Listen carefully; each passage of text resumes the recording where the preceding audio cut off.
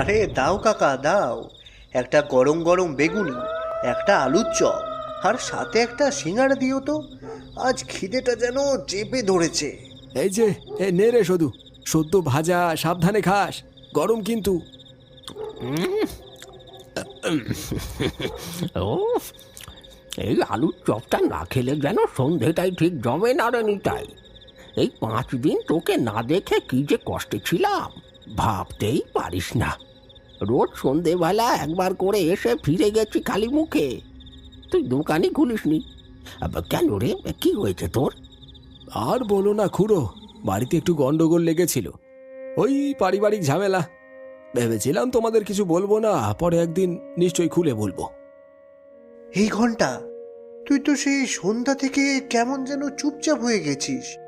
কিছু একটা হয়েছে নিশ্চয়ই। বল না রে, শরীর খারাপ না মাথার মধ্যে কিছু চলছে? খুড়ো, আমি কাল এখানে এসেছিলাম চপ খাবো বলে, তারপর হঠাৎ